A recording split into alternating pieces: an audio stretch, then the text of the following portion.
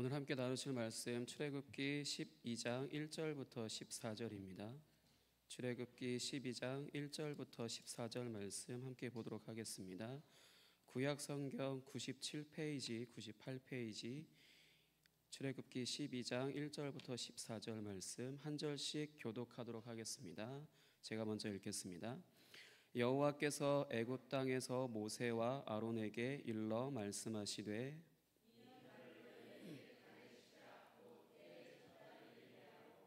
너희는 이스라엘 온 회중에게 말하여 이르라. 이달 열흘에 너희 각자가 어린 양을 취할지니 각 가족대로 그 식구를 위하여 어린 양을 취하되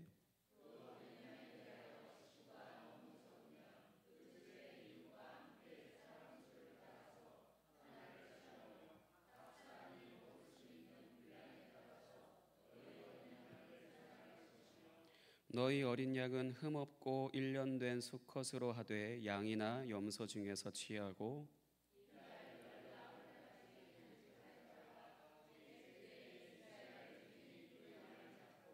그 피를 양을 먹을 집 좌우 문설주와 임방에 바르고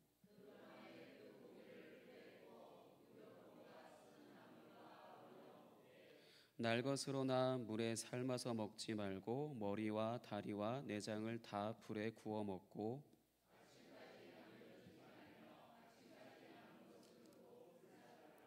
너희는 그것을 이렇게 먹을지니 허리에 띠를 띠고 발에 신을 신고 손에 지팡이를 잡고 급히 먹으라.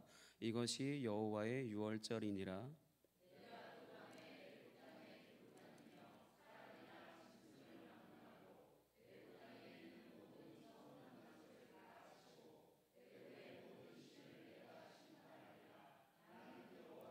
내가 애굽 땅을 칠 때에 그 피가 너희가 사는 집에 있어서 너희를 위하여 표적이 될지라.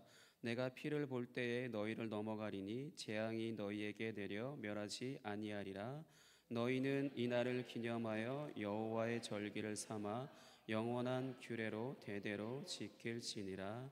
아멘. 이 시간 담임 목사님 나오셔서 출애굽기 연속 설교 25번째 시간 새로운 시작 6월절이라는 말씀 전해 주시겠습니다.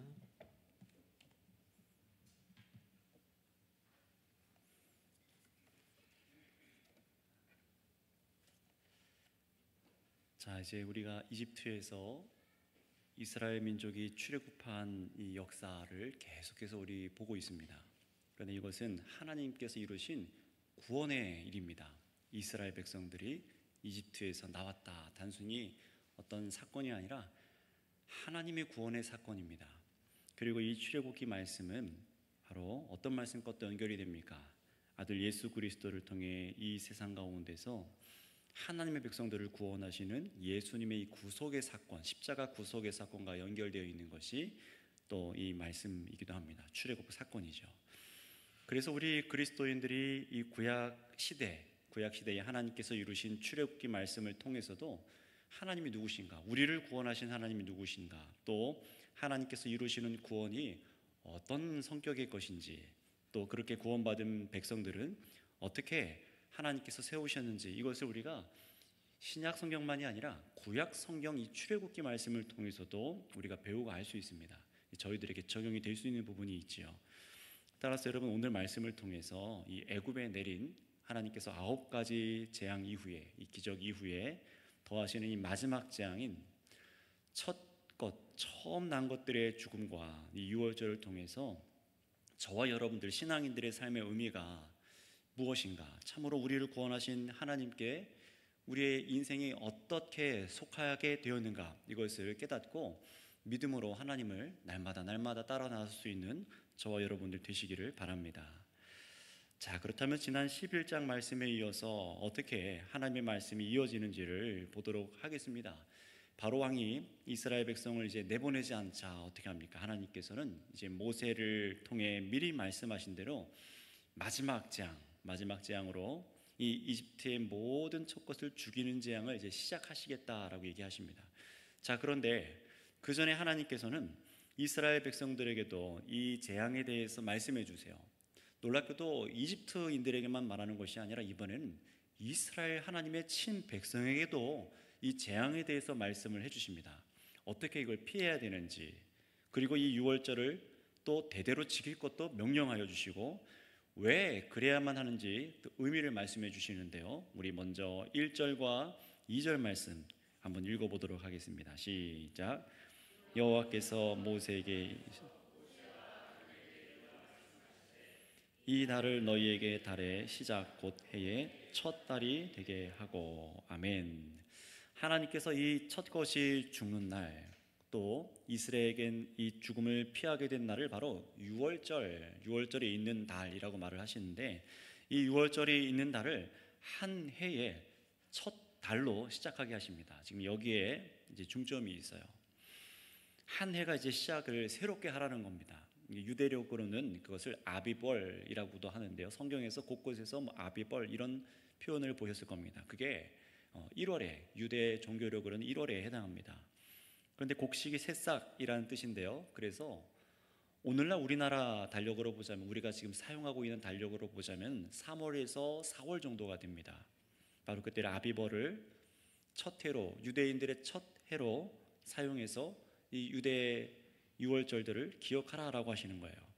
이후에 성경을 보시는 분들은 좀 아시겠지만, 이 바빌론 포로로 이스라엘 백성들이 잡히고 나서 이 아비벌을 뭐라고 부르기도 하냐면 니산월이라고도 부릅니다. 성경에서 보면 니산월 이렇게 나오기도 하는데 같은 얘기예요. 자, 중요한 것은 이 달을 어떻게 부르냐, 이것보다 이 유월절이 있는 달을 하나님께서 어떻게 하십니까? 이스라엘 민족의 새해의 첫 달로 정하셨다는 것입니다. 이게 중요한 거예요. 그만큼 이 유월절이 하나님의 백성의 정체성에 있어서 아주 중요한 사건이라고 지금 말씀하시는 겁니다. 그것도 출애굽기 처음으로 하나님께서 날짜와 달에 관해서 처음으로 지키라고 말씀하신 부분이 바로 여기에 나와요. 그전에는 얘기가 없습니다. 하나님께서 날과 달에 관해서 지키라고 말씀하셨으니 그 의미가 중요하겠죠. 한번 여러분 생각해 보세요. 이스라엘 민족에게 새로운 달이 시작되었다, 새로운 시간이 시작되었다, 이게 무슨 의미를 가질까요? 그동안 이스라엘 백성들은 이집트의 긴 노예의 시간으로, 노예로 있는 동안 그들에게 달력은 사실 무의미했어요. 그들에게 시간을 세는 것은, 달력을 세는 것은 무의미하죠. 왜냐하면 이스라엘 사람들에게 있어서 그들의 시간을 관장하는 것은 누굽니까? 그들을 애굽에 누가 관장하고 있었죠? 바로가 관장하고 있었기 때문입니다. 그러니 미래도 없이 이스라엘 백성들은 계속된 고된 노역이 반복되는 시간을 그냥 무의미하게 아무 소망 없이 지내고 있을 뿐인 거예요. 그런데 바로 이런 상태가 세상에 속해 있는 이 미래 없는 비참한 인류의 이 현실이라는 것을 반영해서 우리가 볼 수 있습니다. 죄와 사망 아래 세상에 소망이 없는 이 굴레에서 빠져나오지 못하고 계속해서 인류가 살아가는 것이죠. 하루하루 우리가 의미를 부여해 살아간다고 하지만 죄와 사망의 노예 상태에 있는 사람의 인류는 거기서 빠져나오지 못하고 비참한 상태에 있을 뿐입니다. 마치 이런 이스라엘 백성들을 이제 하나님께서 어떻게 하십니까? 이제 구원해 내시는데, 그냥 구원해 내시는 것이 아니라 새로운 달을 그들에게 부여하셨다는 것은 이제 이스라엘 백성들에게 새로운 삶의 의미가 주어졌다라는 거예요. 바로가 다스리는 노예의 상태에 빠져 있는 백성들을 이제 구원해 내셔서 이제 하나님께서 그들의 시간을 하나님께서 관장하시기 시작하니 이제 어떻게 됩니까? 삶의 변화가 일어나기 시작해요. 바로가 시간을 관장할 때는, 세상 왕이 관장할 때는 노예로 고통스럽게 소망이 없는 상태로 살아갔습니다.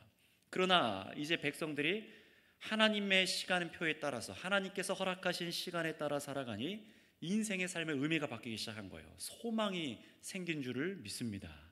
이제 노역의 고통이 아니라 어떤 것이 기다리고 있는 거예요? 감사와 기쁨과 하나님께서 허락하시는 이 가나안 땅, 허락하시는 이제 새로운 삶, 자유로운 삶이 약속되어 있는 겁니다. 이것으로 바로 유월절로 새 달을 시작하게 하신 이유가 바로 이런 것이에요. 그냥 너희가 유월절을 지켜라 라고 하신 것이 아니라 새로운 달을 시작하면 유월절을 지키는데 여기에 정체성을 갖고 이제 새로운 자유를 만끽하게 하시는 것이죠. 게다가 잘 보시기 바랍니다. 오늘 본문 보시면은 여호와께서 애굽 땅에서 모세와 아론에게 일러 말씀하시되 라고 말씀하세요. 이게 무슨 말입니까? 이 달을 너에게 달 시작 곧 해의 첫 달이 되게 하고, 어디서 이 명령을 하십니까? 광야에 가서 아니면 살만한 가나안 땅에 가서 아닙니다. 지금 세상 한복판 바로가 다스리고 있는 그곳에서부터 이 이스라엘 백성들에게 무엇을 요구하고 있는 거예요? 하나님의 시간을 따라 살아가라라고 말을 하는 겁니다. 굉장히 큰 도전이죠. 여러분, 우리가 예수님을 만나서 거듭나게 되었을 때에 여러분, 저와 여러분들은 새로운 시작을 하였습니다. 하나님을 거절하고 도무지 예배하지 않는 이 세상 권세 속에 우리는 있었으나 그 상태로 겪게 될 심판을 피해서 이제 저와 여러분들이 새롭게 태어난 것 아니겠습니까? 예수님께서 우리에게 새로운 시작이 되시는 것처럼 바로 이 유월절이 이스라엘 백성들에게는 새로운 시작을 하는 지점이었던 거예요. 자, 그런데 이 유월절을 하나님께서 명령하시면서 자, 그냥 마음을 다잡고 새롭게 시작해라 이렇게 말씀하시지 않았습니다. 하나님께서는 이스라엘 백성들에게 이 유월절을 말씀하시면서 어떻게 행해야 되는지를 이 규례를 정해서 말씀해 주시기 시작하세요. 그것이 무엇인지 우리 3절 4절 한번 읽어보도록 할까요? 시작. 너희는 이스라엘 온 회중에게 말하여 이르라. 이달 열흘에 너희 각각가 어린 양을 취할지니 각 가족대로 그 식구를 위하여 어린 양을 취하되 그 어린 양에 대하여 식구가 너무 적으면 그 집의 이웃과 함께 사람 수를 따라서 하나를 취하며 각 사람이 먹을 수 있는 분량을 따라서 너희 어린 양을 계산할 것이며. 아멘. 자, 온 회중은 어떻게 하러 갑니까? 온 회중은 이렇게 얘기하죠. 온 회중은 양 한 마리를 다 먹을 수 있게 하라. 물론 이제 가정의 좀 인원에 따라서 계산을 좀 달리했던 것 같습니다. 근데 여기서 온 회중이라고 하는 표현을 나올 때는요, 구약 성경에서 이스라엘 민족 전체에게 아주 중요한 것을 전달할 때 항상 나오는 표정이 바로 온 회중에게 말하라라는 표현이에요. 자, 근데 그 내용이 뭐냐면은 모든 회중이 모든 백성이 다 지켜야 될 것인데 예외가 없다는 것입니다. 이 온 회중이라는 것은 이달 10일째 되는 이 새해 첫 달이 되는 10일째 되는 날에 어린 양 한 마리를 식구마다 준비하고 한 마리를 또 다 먹기에는 식구가 부족하면은 다른 사람의 수를 맞춰서 먹도록 이 유월절을 지내는 것을 준비하라 라고 하세요. 여기가 끝이 아닙니다. 그냥 양을 잡아다가 먹어라 10일날 그렇게 말씀하시지 않고 이 아비벌 10일날 그들의 종교력으로 보면 1월 11일이죠. 1월 11일날 그냥 양을 잡아서 가족끼리 맛있게 먹어라 이게 아니라 더 세밀한 규정을 주기 시작하세요. 어떤 규정인지 우리 5절 6절 또 이어서 읽어보도록 할까요? 시작. 너희 어린 양은 흠없고 1년 된 수컷으로 하되 양이나 염소 중에서 취하고 이달 열흘날까지 간직하였다가 해질녘 때에 이스라엘 회중이 그 양을 잡고. 아멘. 어떻게 이어지는지 보세요. 흠없는 1년 된 수컷 어린 양이나 어린 염소 가운데 골라서 양을 준비하는데 그 준비한 양을 어떻게 하라고 합니까? 집에 며칠 동안 보관하라고 그래요? 4일 동안. 11일 날 데려왔다가 이제 14일 날 4일 동안 집에 두었다가 잡으라고 말씀하세요.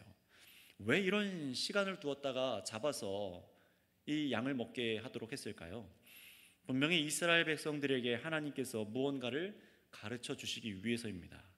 그 이유가 점점 뒤로 가면 분명해지겠지만 애굽에 내리는 심판, 곧 죽음을 피하기 위해서는 어린 양이 피를 흘리는 대가를 치러야 된다는 겁니다. 이 죽음을 피하기 위해서는 누군가가 피를 흘려야 돼요. 근데 이게 어린 양이라고 얘기를 하는 것이죠. 희생되어야 된다는 것을 생각하게 만드시는 거예요. 이 백성들로 하여금요. 그래서 우리에 가서 그냥 양을 잡아다가 바로 요리를 하는 것이 아니라 부정을 타지 않도록 집안에다가 그것도 1년 된 양, 아직 어린 염소입니다. 어린 양이나 염소를 한번 여러분 생각해 보세요. 뭐든 그 새끼 짐승을 잡는다는 게 사실 쉽지 않을 거예요.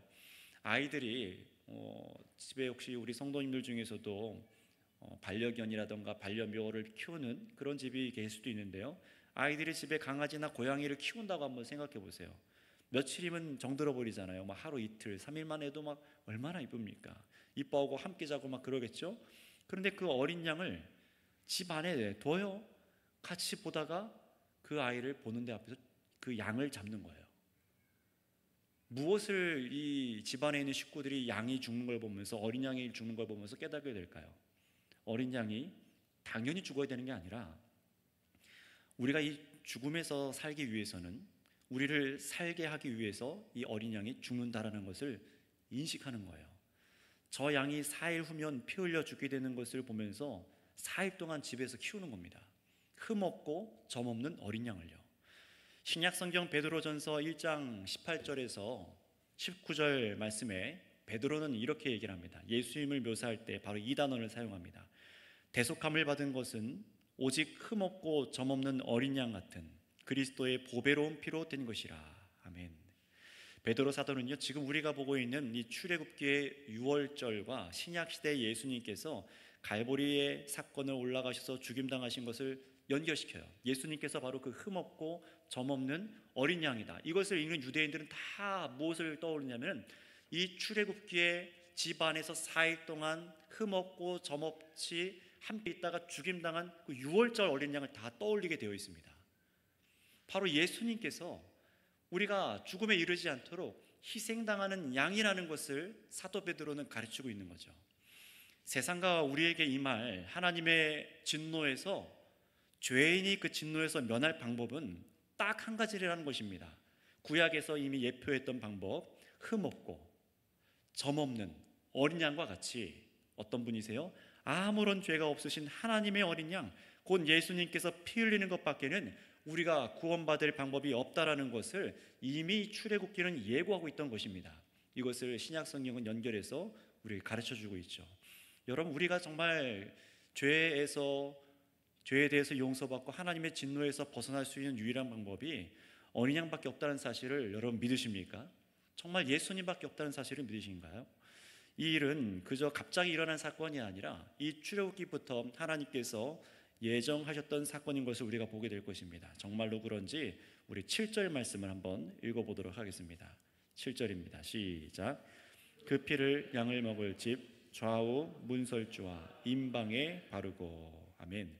14일째 돼서 어린 양을 잡는 그날 밤에 어떻게 합니까? 그 가족은 양의 피를 따로 받아서 또 양의 고기를 먹을 집에, 함께 모여서 먹을 집에 현관문에 좌우에 문설주와 상인방입니다. 그냥 문틀에 다 바르는 게 아니라 이렇게 큰 거꾸로 되어 있는 디귿자처럼 문 상틀 좌우 틀에 이렇게 바르도록 명령하세요. 다른 곳을 보면 우슬초를 엮어서 붓처럼 엮어서 이 피를 바르도록 명령을 하십니다. 우슬초로 우리의 죄를 도말하소서라는 이런 표현들, 어떤 찬양의 가사들이 바로 이런 것과 연결이 되어 있어요. 근데 또 뭐라고 이어서 말씀하시는가? 하나님께서는요, 이렇게 피를 발라놓게 하시고 또 뭐라고 말씀하시냐? 우리 8절부터 10절도 읽어볼까요? 시작. 그 밤에 그 고기를 불에 구워 무교병과 쓴 나물과 아울러 먹되 날것으로나 물에 삶아서 먹지 말고 머리와 다리와 내장을 다 불에 구워 먹고 아침까지 남겨두지 말며 아침까지 남은 것은 곧 불사르라. 아멘. 피를 좌우 설주와 상인방에 바른 그날 밤에 고기를 먹어야 되는데, 그 잡은 양고기를 먹어야 되는데 어떻게 하라고 하죠? 고기를 반드시 구워 먹으라. 또 누룩을 넣지 않은 빵과 부풀지 않은 그 빵과 쓴 나물을 곁들여서 이 양고기를 먹으라고 말씀하세요. 하나님이 친히 말씀하신 겁니다. 이 아론과 모세에게, 백성들에게 전달하게 하시는 거예요. 날 것이라던가 삶아서 먹어도 된다 이렇게 하는 것이 아니라 보통은 다 버리는 내장 기간까지 전부 다 구워서 먹으라고 말씀하시는 거예요. 왜 이렇게 하나님께서 명령하셨을까요? 여기에는 몇 가지 의미가 있습니다. 먼저 음식을 구워 먹으라는 것은 급히 먹으라는 의미가 있습니다. 생으로도 아니고, 먹을 수 없는 생으로도 아니고, 또 보통 그 당시에 요리를 하면 음식 조리법이 냄비에다가 고기를 넣고 삶은 것인데 빨리 먹을 수 있도록 그냥 불에 구워라 라고 얘기하시는 거예요. 이어지는 음식들도 다 그렇습니다. 효모를 넣지 않은 무교병을 만들어서 부푸는 시간들을 기다리지 말고 빨리 만들어서 급하게 나갈 준비를 하라는 거예요. 근데 또 쓴 나물도 곁들여 먹게 하시는데, 이 쓴 나물은 이집트 삶에서 고통스러운 삶을 상징하는 것으로 해석되는 음식입니다. 이 음식이 무엇인지 좀 뒤에 가서 어떤 의미인지를 좀 더 얘기를 해볼게요. 이게 뭘 의미할까요? 도대체 불에 구워 먹어라, 다 내장까지 구워 먹어라, 게다가 무교병으로 만들어서 무교병이 들어가지, 아니 이 병이 들어가지 않은, 이 효모가 들어가지 않은 이 빵을 먹어라, 쓴 나물을 먹어라, 이게 무슨 의미일까요? 이집트에서 그 고통에 노역하던 삶에서 빠르게 단절해야 한다라는 것을 의미하고 있습니다. 그런데 이스라엘 백성의 힘으로 되는 게 아니죠. 이 음식을 먹으면서 빠르게 거기서 나올 준비를 하도록 만드는 거예요. 근데 이 희생당한 어린 양을 먹어야 한답니다. 자기 힘으로 그냥 나가는 것이 아니라 희생당한 어린 양을 먹어야 된대요. 그런데 그것도 일부만 먹는 게 아니라 전부를 먹고 남기지 말고 다 먹으라고 합니다. 혹여나 남게 되면 그걸 불로 태워서 없애라고 하죠. 이거는 종교적인 의미가 분명해요. 오늘날 예수님께서 자신의 몸과 피를 흘려 주셔서 몸을 다 주신 것처럼 어린 양의 죽음 전부를 받아들여서 어린 양의 죽음의 전부를 받아들여서 양의 피로 우리가 이 죽음에서 벗어날 수 있고 그 고기를 전부 먹는 것처럼 예수님의 몸을 먹어 생명을 얻을 수 있는 것을 의미하고 상징하는 것이었습니다. 이 예수님의 몸과 피를 먹지 않으면은 그 사람은 하나님과 상관이 없는 사람이죠. 그런 것처럼 이 출애굽기에도 이 어린 양을 먹어 그 양의 희생이 이 사람을 살리도록 한다라는 것을 알도록 이 규례를 주셨던 거예요. 어린 양을 먹어야지만 그 희생이 그 사람을 살도록 한다. 이것을 계속해서 대대로 깨닫도록 알게 하는 규례가 바로 이 유월절입니다. 자신들에게 이 말 죽음이 넘어가게 하기 위해서 어린 양의 희생이 반드시 필요하며 그 양의 피와 그 고기는 희생 제물이 되신 어린 양 예수님을 이 유대 민족들이 뿐만 아니라 저와 여러분도 예수님의 희생을 계속 바라보도록 하는 이 사건이 이 출애굽 유월절 사건이에요. 자, 그런데 레위기서를 나중에 가서 보면은 이렇게 누룩을 넣지 않은 떡을 먹는 것을 이 희생과 연결해서 또 한 가지 제사와 연결해서 우리에게 가르치는 것이 있습니다. 이 부분은 우리 한번 찾아볼게요. 레위기 7장 12절에서 13절까지 말씀입니다. 레위기를 좀 펴놓으시기를 바랍니다. 구약성경 레위기 7장 12절에서 13절. 레위기 7장 12에서 13절 말씀 같이 한번 읽어보도록 할까요? 시작. 누구든지 레위기 7장 12에서 13절. 네, 제가 한번 읽어보겠습니다. 제가 다른 번역으로 갖고 있는 것 같은데요. 한번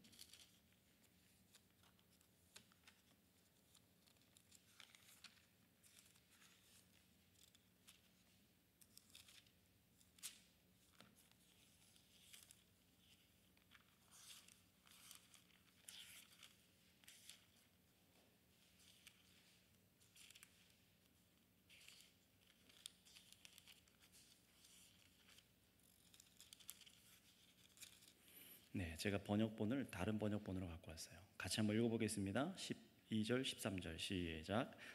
만일 그것을 감사함으로 드리면 기름 섞은 무교병과 기름 바른 무교전병과 고운 가루에 기름을 섞어 구운 과자를 그 감사제물과 함께 드리고 또 유교병을 화목제에 감사제물과 함께 그 예물로 드리되. 아멘.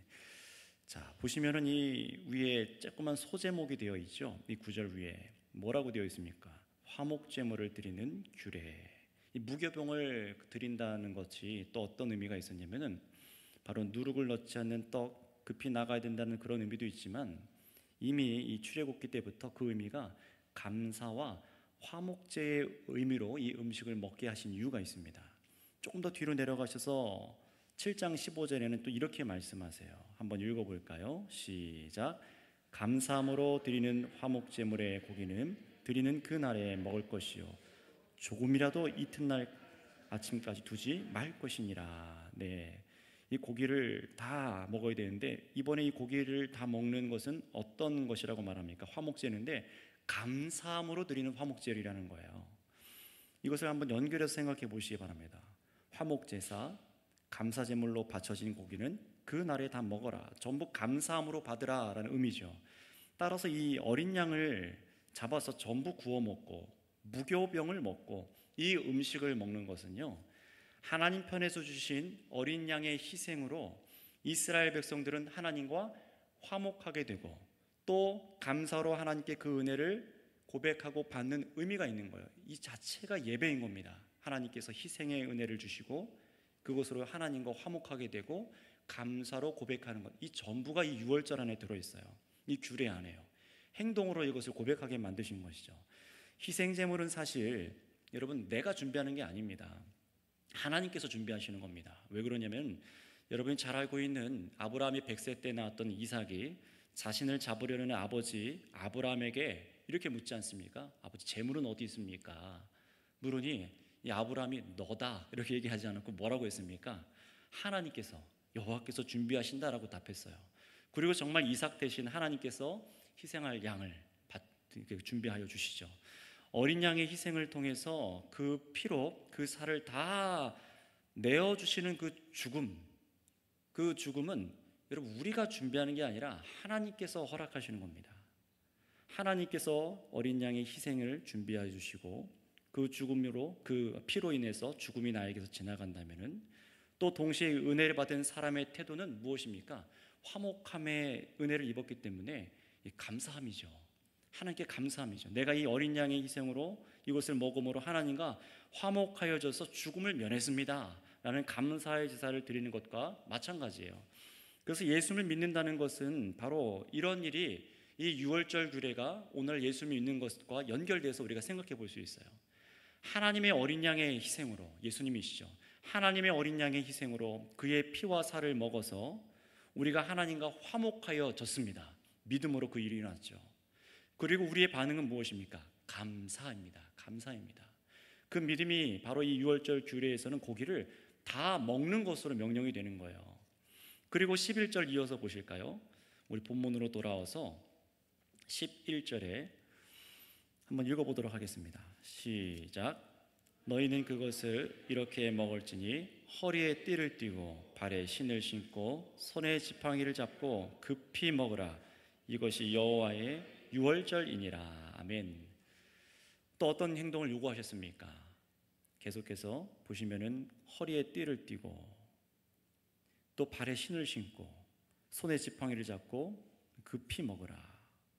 당장에 나아갈 태세로 이게 먹는 겁니다.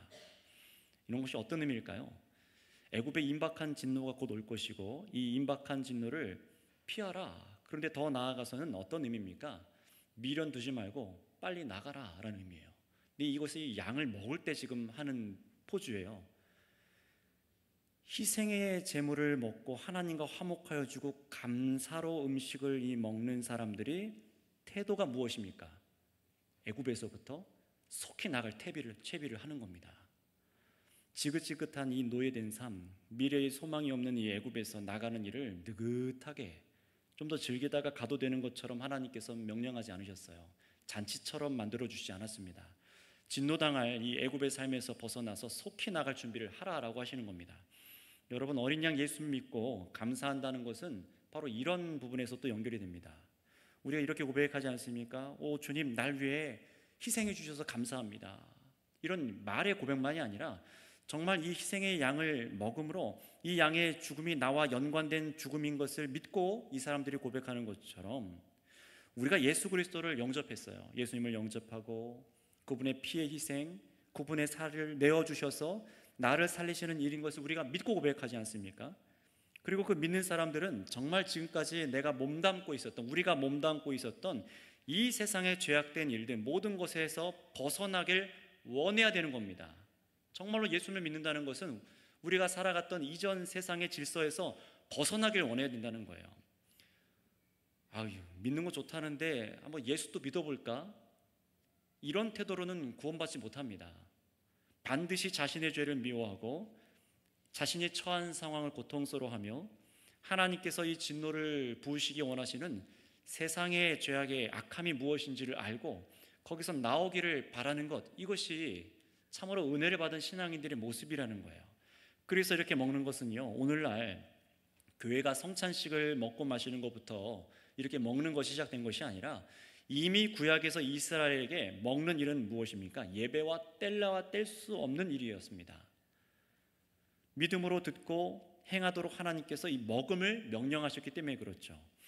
바로 이 이스라엘 백성들은 이제 이 최초 출애굽하기 위해서 자신들에게 죽음이 지나간 이 유월절 규례를 처음으로 순종하고 또 이후에 매년 돌아온 유월절이면은 이 규례를 백성들과 함께 지켜야만 했던 겁니다.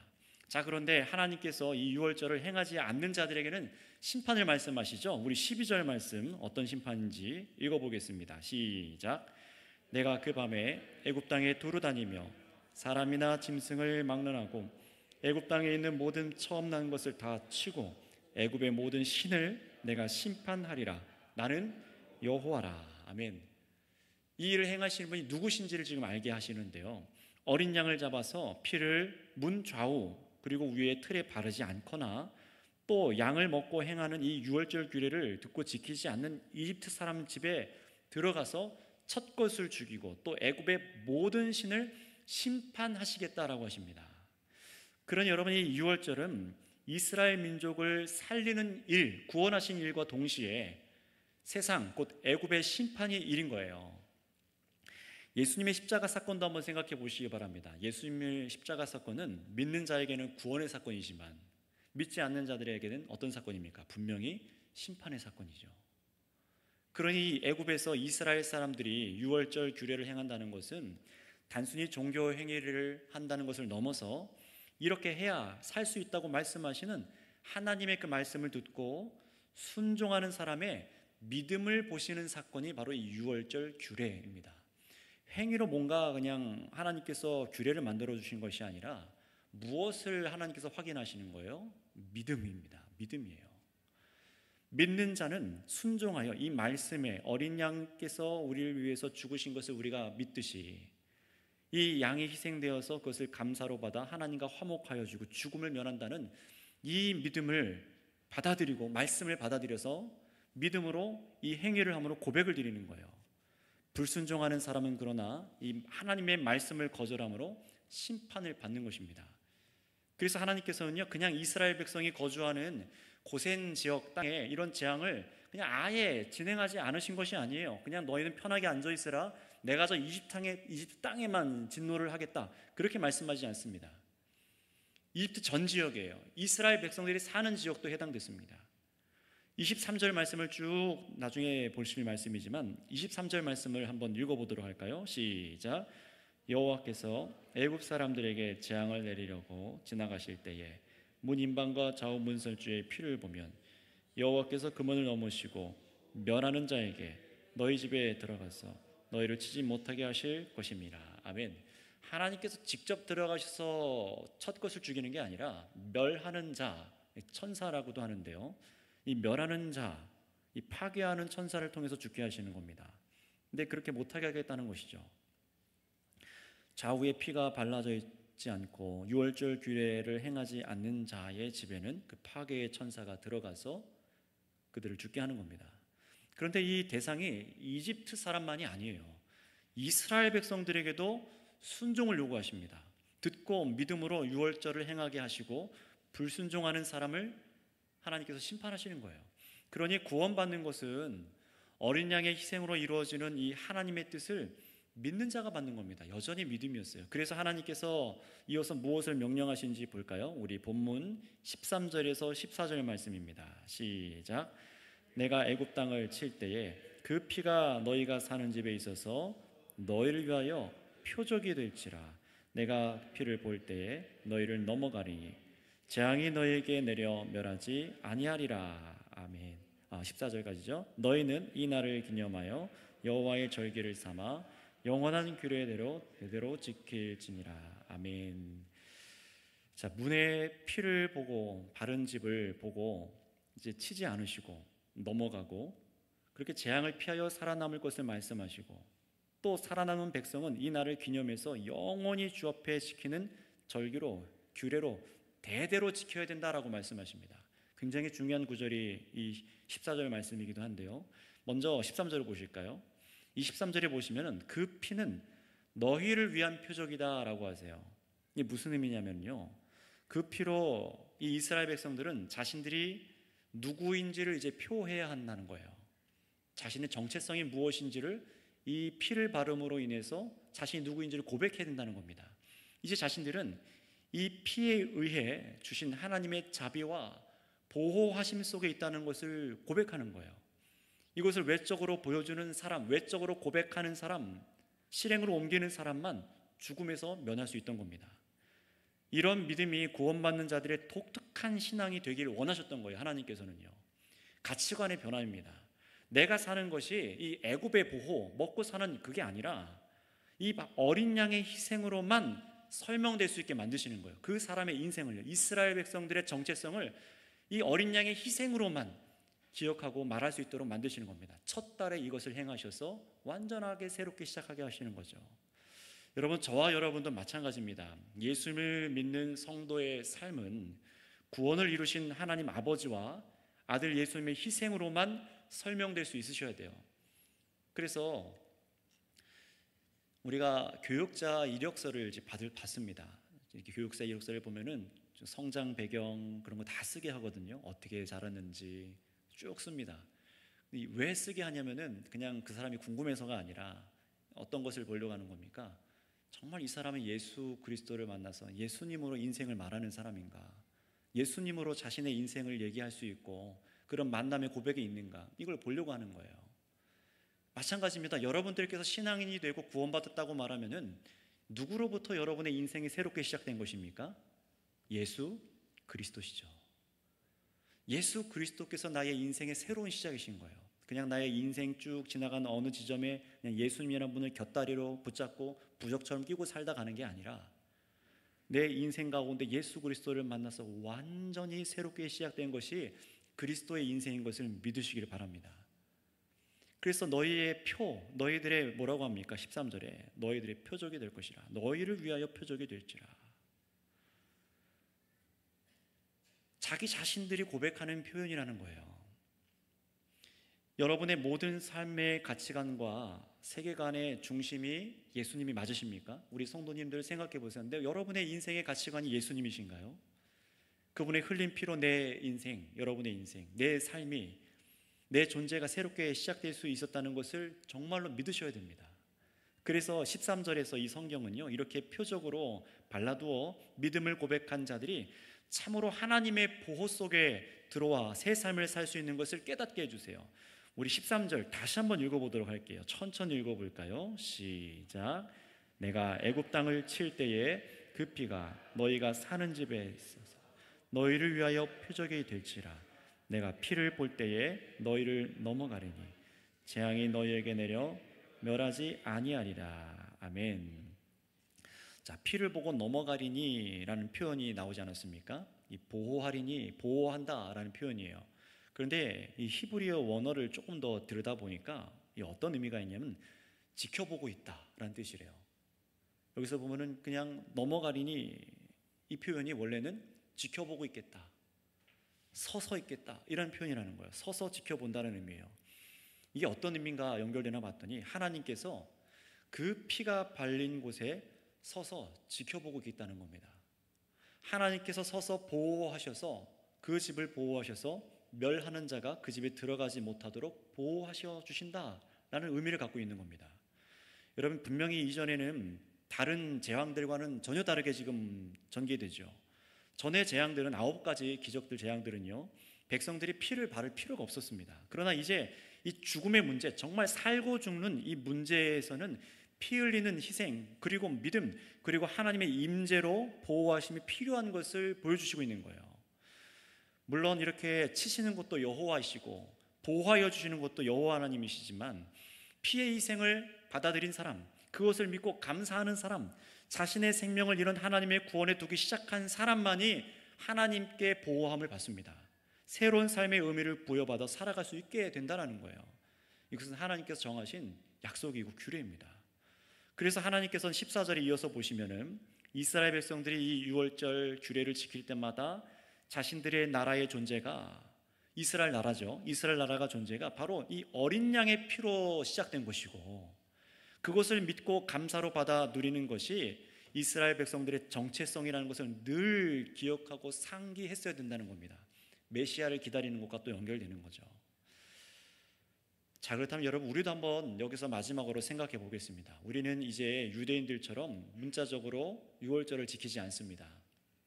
마태복음 26장 20절에 보면은요, 예수님께서도 12제자와 함께 유월절 이제 음식을 잡수셨어요. 근데 유월절을 지키려면 어떻게 해야 된다고 했죠? 아까 말한 음식들을 다 준비를 해야 돼요. 그리고 또 뭘 해야 되냐면은 띠를 두르고 지팡이를 짚고 서서 나갈 채비를 하고 이러고 막 먹어야 돼요. 그게 유월절 음식을 먹는 겁니다. 그런데 마태복음을 보면 예수님께서는 유월절 음식을 어떻게 먹냐면은 예수님께서 급히 떠날 것처럼 음식을 먹는 것이 아니라 식탁에 함께 모여서 의자에 기대에 앉아서 천천히 즐겨 먹는 연회와 같이 유월절 음식을 드시는 거예요. 의미가 바뀌었죠. 예수 그리스도께서 오셔서 제자들과 먹는 유월절의 의미가 바뀌기 시작한 겁니다. 여러분, 완성됐다고 보는 게 더 맞겠죠? 예수님을 믿는다는 것은 무엇입니까? 하나님의 진노를 피하기 위해서 계속 양을 잡아 희생제물 드릴 필요가 없습니다. 이제는요. 그래서 예배하고 저와 여러분들이 주일날 모여서 제사를 드리는 게 아니에요. 헌금을 드려서 하나님을 달래서 하나님의 진노를 피하는 것도 아닙니다. 저와 여러분이 드릴 희생제물은 없습니다. 왜 그렇습니까? 하나님께서 친히 양을 준비하셔서 희생하셔서 믿는 자들에게 화목함을 선물로 주셨기 때문에 그래요. 예수님께서 친히 완전한 어린 양으로 자신을 다 내어주셔서 우리는 더 이상 드릴 것이 있습니까? 없습니까? 없습니다. 오직 믿음으로 감사로 받아 어린 양으로 인해서 하나님과 화목하여진 것을 기뻐하며 즐거워하길 원하고 계십니다. 그것이 저와 여러분들에게 원하는 믿음이세요. 그렇다면 함께 믿음으로 고백되셔야 될 것이 분명합니다. 예수를 믿는 우리 역시 새로운 시작을 했다라는 거예요. 새로운 시작을 했다는 것입니다. 우리가 이 세상 죄악과 불신하는 자들 그리고 애굽 신들이 심판받은 것처럼 저와 여러분들은요, 마귀와 세상 모든 우상들이 심판받은 이 세대로부터 우리는 출애굽한 거예요. 우리도 출애굽한 겁니다. 전혀 이 세상을 그리워해서도 안 되고 있어 볼 만한 곳으로 여기지도 않아야 됩니다. 믿음으로 뛰쳐나온 사람들이 바로 저와 여러분들이에요. 저 세상과 그들과 함께 사망 대신에 하나님의 보호하심 속으로 들어온 사람들입니다. 그러니 여러분, 여러분의 믿음으로 이제 고백을 해야 되는데 어떤 고백을 드리셔야 됩니까? 우리가 드릴 이제 믿음의 고백은 양 잡아서 막 피 바르고 유월절 지키고 종교 달력을 만들고 그런 것이 아닙니다. 오직 예수 그리스도의 희생을 감사하시고 하나님과 화목하게 된 것을 찬양하시길 바랍니다. 이게 다래요. 이게 다래요. 음식을 다 먹어라. 다 받아들이래요. 그냥요. 저와 여러분들에게 어떤 다른 율법적인 조건을 요구하신 것이 아니라 그 희생하심을 감사로 받아들이라는 겁니다. 그리고 내가 이 세상의 악한 죄로부터 나온 사람이며 예수님의 희생으로 하나님께서 우리를 보호하고 계심을 믿고 기뻐하라. 여러분, 이것이 믿는 성도들이 가져야 될 마음입니다. 그 마음이 있는 사람이 바로 새롭게 삶을 시작한 사람이라는 거예요. 어떤 삶입니까? 이 땅의 염려와 근심과 두려움, 미래의 소망이 없이 살아가는 것이 아니라 예수 그리스도 안에서 우리에게 예비된 것은 오직 무엇밖에 없습니까? 감사와 기쁨과 주 안에서 즐거워하는 것만이 우리에게 주어진 영원한 복락인 것을 믿으시길 바랍니다. 물론 그것이 이 세상 가운데 역경도 있고 어려움도 있지만 영원한 그 삶을 바라보면서 우리가 이스라엘 백성들이 가나안 땅에 들어가는 것처럼 우리도 영원한 도성이 이 땅 가운데 임재하는 것처럼 영원한 나라를 바라보면서 바로 예수님께서 우리에게 이 기쁨의 은혜를 허락하셨다는 것을 믿고 나아갈 수 있는 저와 여러분들이 되시기를 바랍니다. 기도하겠습니다. 여러분, 6월절은 새로운 시작이다라고 오늘 설교 제목을 제가 붙였습니다. 새로운 시작 6월절로요. 이스라엘 백성들에게 하나님께서 새 해를 주셨습니다. 새로운 시간을 주신 거예요. 그리고 양의 희생을 통해서 그 피의 희생을 통해서 자신들이 살 수 있게 되었으며 그리고 그것을 감사하고 기뻐 누리도록 하는 백성으로 만드셨습니다. 그러니 이제 이스라엘 백성들은요, 양 잡는 백성이 아니라 사실은요, 하나님께서 우리를 살리셨습니다. 그 희생의 피로 우리를 살리셨습니다 하고 감사하는 백성으로 만드신 겁니다. 이전에 애굽에서 살아가고 있던 것을 즐거워하거나 기뻐하는 사람이 아니라 우리를 구원하신 하나님을 기뻐하는, 희생으로 우리를 살리신 하나님을 기뻐하는 백성으로 만드신 거예요. 자, 그렇다면 성도 여러분, 우리도 예수님을 믿는다면은 정말 여러분이 저와 여러분들이 새롭게 살아가고 있는 것을 믿으십니까? 여전히 예수 믿어도 내 인생이 즐겁지 않고 기쁘지 않고 염려와 두려움뿐이고 근심밖에 없다라면은 여러분 오늘 예수 그리스도를 다시 바라보시기 바랍니다. 예수 그리스도의 희생을 통해서 우리를 건져내셨고 우리를 이 세상 죄악과 사망의 권세에서 영원히 건져내어 주셨습니다. 이것을 기뻐하십니까? 이스라엘 백성들은 그것을 문 인방과 산방에 발라서 그것을 믿음으로 표현했어요. 음식을 다 먹음으로 표현했습니다. 여러분들 표현하셔야 돼요. 어떻게 해요? 믿음으로, 감사로, 기쁨으로. 내가 정말 예수 그리스도 안에서 새로운 시작을 한 사람입니다. 나에게 주어진 이 구원의 은혜를 기뻐합니다. 이것을 기뻐할 수 있는 믿음이 우리 가운데 있는지 확인해야 됩니다. 그럼 여러분 여전히 이 예수 그리스도를 믿음에도 불구하고 나의 인생이 새롭게 시작되지 않은 것 같다라고 여겨지신 분들이 계시다면은 그리스도께서 여러분을 위해서 희생하신 것을 믿고 영원한 죽음에서 영원한 죄사함을 허락하신 것을 믿고 감사함을 고백하시길 바랍니다. 또 이 기쁨을 미리 누리고 계신 분들이 계시다면은 참으로 나에게 새로운 시작을 하신 것에 감사할 뿐만 아니라 내가 이전의 세상에서부터 완전히 나온 자라는 것, 새로운 삶을 살아가고 있다는 자라는 것을 고백하셔서 세상과 분리된 단절된 새로운 삶을 내가 살아가겠습니다 라고 고백하시길 바랍니다. 이 시간 우리 믿음으로 주여 한번 부르시고 같이 기도하겠습니다. 주여 아버지 감사합니다. 감사합니다. 인생의 고통과 사망의 굴레에서 벗어날 수 없었던 이스라엘 백성들, 하나님 그들에게 6월절로 새로운 시작을 하게 하시고 새로운 시간표로 그 인생을 살게 하셨습니다. 그것이 자신들의 정체성과 고백이 되게 하셨습니다. 오늘도 아버지 우리가 예수님이 우리의 참 정체성이시고 우리가 살아가는 의미이고 우리를 새롭게 살게 하신 유일한 의미가 되게 하신 것을 믿고 고백합니다. 하나님 아버지 참으로 우리가 이 세상 가운데서 벗어난 자들인 것을 기억하게 하여 주시고 그리스도 안에서 참으로 이 세상과 단절된 사람으로 새롭게 아버지 시작되어진 것을 믿고 고백하며 살아갈 수 있는 하나님 믿음의 고백을 갖고 살아갈 수 있는 교회가 다 되게 하여 주시옵소서. 하나님 아버지 우리가 드릴 것이 이제 어떤 다른 제사의 제물이 아니라 예수 그리스도를 믿는 믿음의 감사와 기쁨과 찬양과 예배의 삶으로 하나님 이스라엘 백성들을 그렇게 시작하셨던 것처럼 우리도 영원한 기쁨과 감사의 예배로 하나님께 찬양하며 기뻐하며 이 믿음의 고백으로 살아가기 원합니다. 예수님의 희생이 우리를 하나님 구원하셨고 우리를 새롭게 시작하게 하신 것을 믿고 걸어가기 원하오니 주여 우리들의 새 삶을 허락하신 것을 믿고 감사함으로 나갈 수 있는 심령들이 다 되게 하여 주시옵소서. 하나님 이 땅 가운데 여전히 걱정하고 염려하고 두려워하며 세상의 아버지 이 질서 가운데 억눌려 있는 자들 참으로 하나님께서 그들의 삶의 의미가 되어 주셔서 예수 그리스도를 만나게 하여 주시고 성령의 은혜를 부어 주셔서 임재하여 주셔서 그들에게 임할 진노가 지나갔음을 깨닫게 하여 주시고 하나님 죄악과 사망에서 건져내어 주신 것을 믿게 하여 주셔서 세상 우상과 세상의 모든 아버지 귀신의 세력들과 마귀 권세에서 벗어난 것을 깨닫게 하여 주셔서 하나님 참 자유와 기쁨으로 살아갈 수 있는 저희들의 믿음을 굳건하게 하여 주시옵소서. 저희들의 교만하고 완악하며 하나님 아버지 세상을 사랑하고 즐거워하고 주님을 의뢰하지 못했던 삶에서 저희를 건져내신 주님 참으로 우리의 삶이 새롭게 시작됐던 것을 깨달아 살아갈 수 있도록 인도하여 주시옵소서. 이 인생의 그 쓴 시간을 거쳐 이제 예수 그리스도 안에서 새 삶을 걸어가서 그 길이 어렵다 할지라도 예수 그리스도 안에서 살 수 있도록 역사하여 주시옵소서.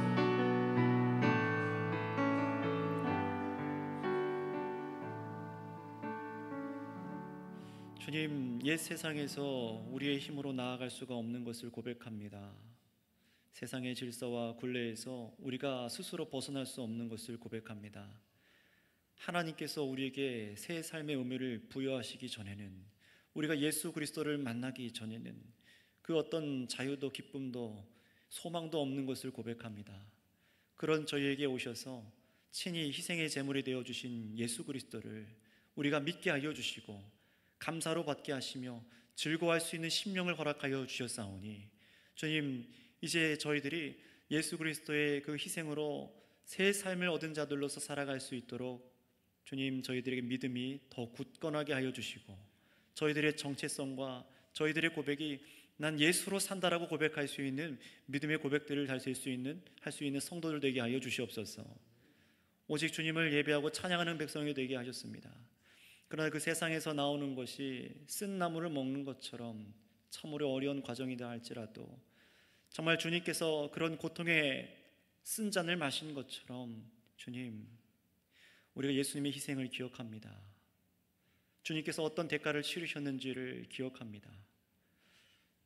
주님, 우리를 죄악에서 건져내신 것을 감사하고 또 믿음으로 살아가게 하여 주셔서 다시는 옛 세상을 그리워하거나 다시금 돌아보지 않게 하여 주시고, 참으로 우리가 나온 것이 무엇인지 깨닫게 하여 주셔서 영원한 나라를 위해서만 살아갈 수 있는 백성 되게 하여 주시옵소서. 감사하며 우리 구주 예수님의 이름으로 기도드렸사옵나이다. 아멘. 찬송가 288장 통일 찬송가